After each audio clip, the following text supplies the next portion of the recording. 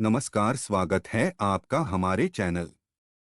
जिस तरह जीवन एक सत्य है, ठीक प्रत्येक व्यक्ति को ये भी भली भांति पता है कि मृत्यु भी एक ऐसा सत्य है जिसे कोई जितना मर्जी झुठला दे, परंतु इसे बदला नहीं जा सकता।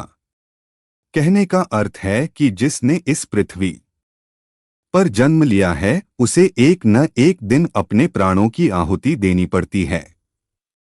इस बारे में हम में से बहुत से लोगों ने कई बार अपने बड़े बुजुर्गों से कहते सुना होगा कि मृत्यु के बाद मनुष्य शरीर की आत्मा 13 दिनों तक अपने घर में रहती है।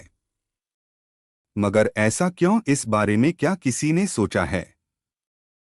अगर नहीं तो चलिए आज आपको इससे संबंधित जानकारी बताते हैं और जानते हैं कि आखिर क्यों मृतक शरीर की आत्मा 13 दिनों तक अपने घर में भटकती रहती। साथ ही साथ ये भी बताएंगे कि 13 दिनों तक मृतक के नाम का पिंडदान क्यों किया जाता है। बता दें कि गरुड़ पुराण में इस बारे में विस्तार से बताया गया है। गरुड़ पुराण में बताया गया है कि जब किसी व्यक्ति की मृत्यु होती है तो यमराज के यमदूत उसे अपने साथ यमलोक ले जाते हैं। यहाँ उसके अच्छे और बुरे कर्मों का हिसाब होता है और फिर 24 घंटे के अंदर यमदूत उस प्राणी की आत्मा को वापस घर छोड़ जाते हैं।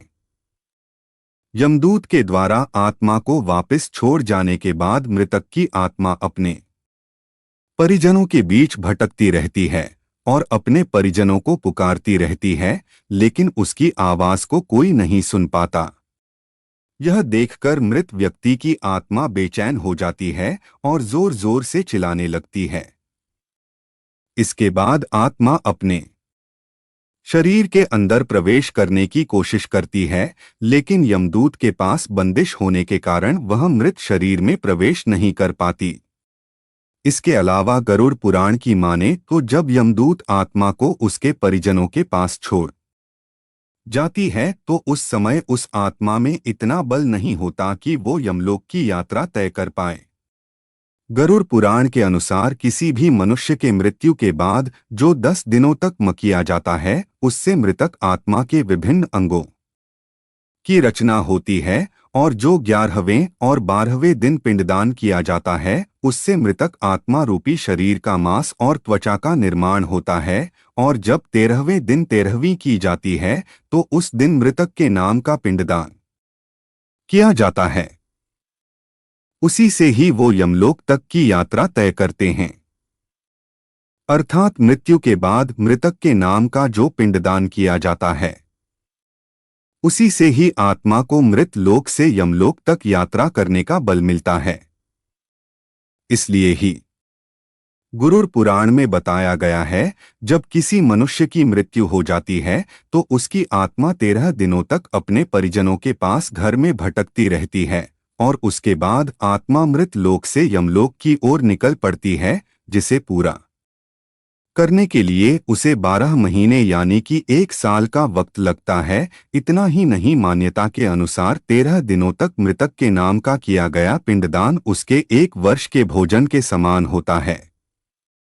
पिंडदान न किया जाए तो क्या होगा? इसके अलावा बता दें, अक्सर लोगों के मन में ये सवाल भी जरूर आता है कि अगर किसी मृत व्यक्ति के नाम का पिंडदान नहीं किया गया तो क्या होता है। तो दोस्तों, आपको बता दें कि इसका भी वर्णन गरुड़ पुराण में किया गया है।